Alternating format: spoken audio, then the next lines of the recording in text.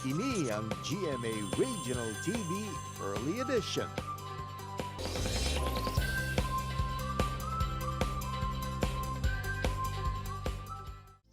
Wala nangin mahapos para kay Frederick Pe ang pagpagwa sang iya balatsyagon bilang miyembro sang LGBTQ community. Kabahin sang isa ka prominente nga pamilya, ginkabalak-an sini nga sila ang mahuyan.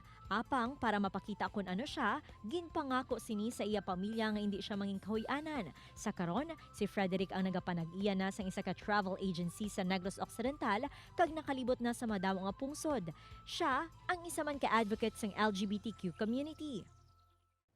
What a colorful day mga kapuso. This morning, mga kapuso, aton kilalahon ang ginakabig naton isa sa mga respetado nga mga miyembro sa LGBTQ community diri sa Bacolod City kag Negros Occidental. Ang iya journey mga kapuso, agod ipakigbatong iya sini posisyon sa sosyedad ang aton hibaloon. Mga inagyan ni Mr. Frederick Pe aton tukibon. Hi sir, good morning and welcome to GMA Regional TV Early Edition. Happy Pride Month, mayong aga. Hi, good morning. Maayo aga sa mga kapuso. Balisang saan o muna balaan sa imo kaugalingon nga you are gay? Since I was a kid, siguro I have the feeling na I was gay. So na-realize ko nga daw kalain na isang hulag ko. Kag daw usually kung expuro lalaki, palibot mo, daw lain. Daw may attraction ko sa mga lalaki. Especially nga ara ko sa exclusive school for boys.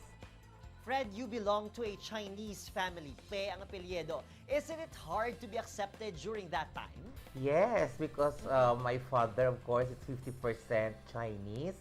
And of course, ang lolo ko is a pure Chinese-blooded. So, I need to live up with the expectation of the family.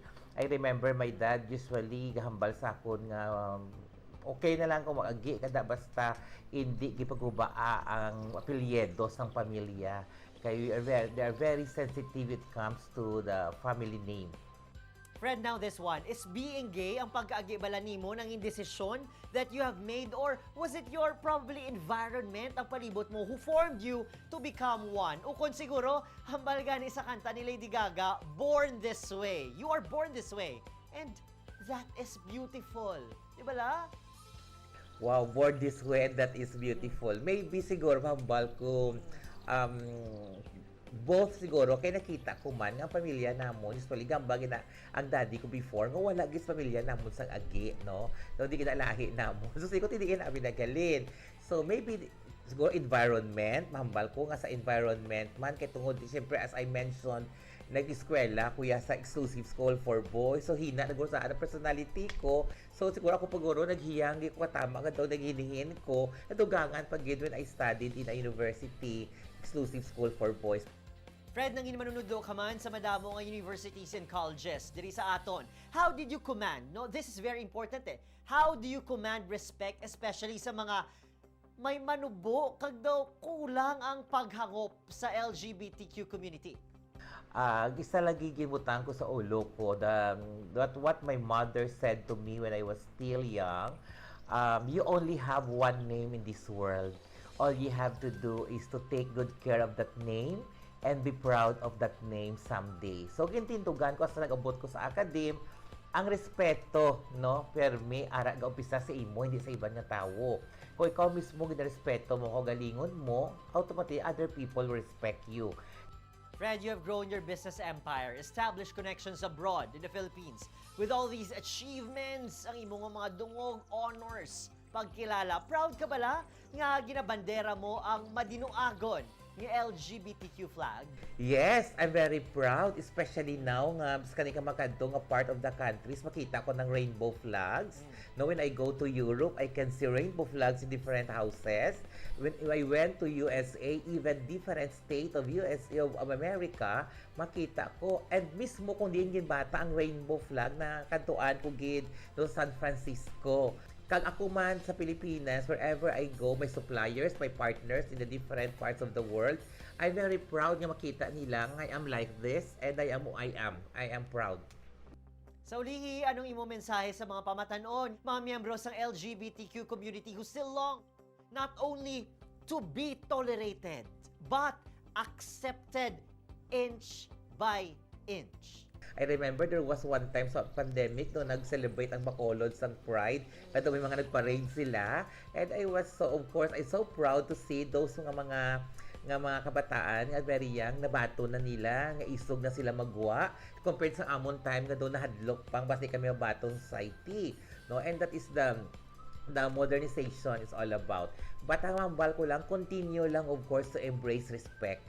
Kay at the end of the day, no, ang tao magtulok sa aton, of course, ara nga dapat ang parespeto naton kapag palangga para batunon kita sang katawhan. We need to instill respect and of course continue the values formation na generate sa aton sang aton ni kanan sang halin sang gagmay istas ta subong. So, ara gina siguro feeling ko, no, accepted ka.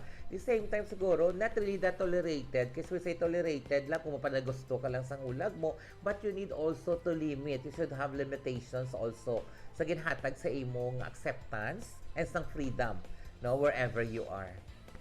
Good morning and God bless you always. So, morning and thank you so much, Adrian. No, it's an honor and a privilege to be part of your show. Thank you so much.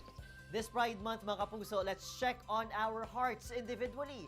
Nga may kinalain man gid ang ginatawag nga acceptance sa tolerance. Ayo sa aton mga kapuso nga LGBTQ members pag-insyende, pagpalangga kag paghangop sa ila sini posisyon sa aton sosyedad. Said? Ang pag-angkon sa balatyagon nga hindi santo sa aton pagkatao, ang hindi kapaltahan kundi isa kondisyon nga dapat intindihon kagiyahan nga makatuga sa aton sang kayuhan. Kaya mga puso, hindi tapang idingot sa aton kauturan nga LGBTQ ang mga oportunidad. Pareho sa aton mga kapuso, sila ang nagakadapat manhatagan sang tion nga mapamatud-an ang ila ikasarang. Sa piyakabahin, ang Kapuso artist yung mga chika ni Kapuso Katie Revilla aton kilalahon sa pagbalik sang inyo paborito nga programa kunaga, GMA Regional TV Early Edition. Ini ang GMA Regional TV Early Edition.